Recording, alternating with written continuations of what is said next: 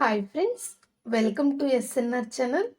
ఈరోజు మనం ఎంతో రుచిగా ఉండే బంగాళదుంప ఉల్లికారాన్ని తయారు చేసుకుందామండి. టేస్ట్ అయితే చాలా బాగుంటుందండి.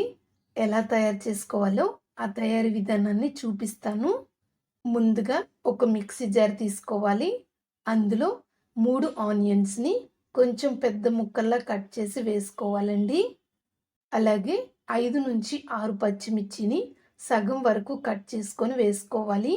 మీరు తీసుకున్న పచ్చిమిర్చి మంటగా ఉన్నట్లయితే మీరు తినగలిగే కారానికి తగ్గట్టుగా వేసుకోండి. మిక్సీ మూత పెట్టుకొని ఒకసారి మెత్తగా గ్రైండ్ చేసుకోవాలి. ఉల్లికారం రెడీ అయిపోయిందండి. మిక్సీ జార్ని ఒక పక్కన పెట్టుకోండి. ఇప్పుడు స్టవ్ ఆన్ చేసుకొని ఒక ప్యాన్ పెట్టుకోవాలి. ప్యాన్లో 3 టేబుల్ స్పూన్ వరకు నూనెను వేసుకోండి. నూనె కొంచెం వేడైన తర్వాత 2 టేబుల్ స్పూన్ల వరకు పోపు దినుసులు వేసుకోవాలి. పోపు దినుసులు కొంచెం మగ్గనివ్వాలి. శుభ్రంగా వాటర్లో కడిగి పెట్టుకున్న కరివేపాకు రెమ్మలు కూడా వేసుకొని ఒకసారి మగ్గనివ్వాలి.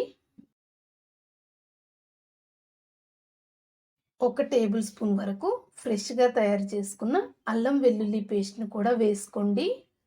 పచ్చివాసన పోయేంత వరకు మగ్గనివ్వాలండి. అల్లం వెల్లుల్లి పేస్ట్ పచ్చివాసన పోయిందండి.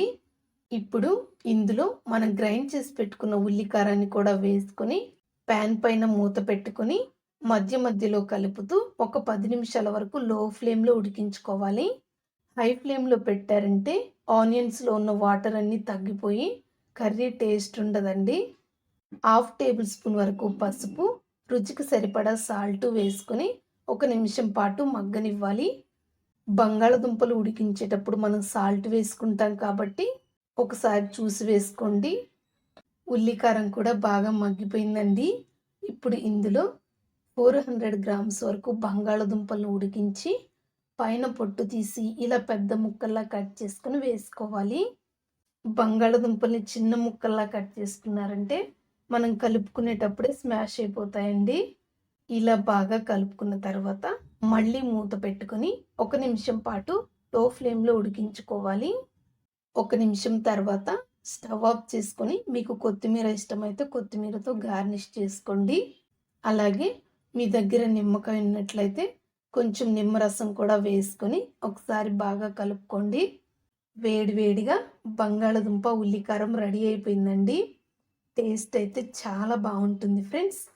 మీరు కూడా ఒకసారి ఇలా ట్రై చేసి ఎలా వచ్చిందో నాకు కామెంట్ సెక్షన్లో ఫీడ్బ్యాక్ ఇవ్వండి.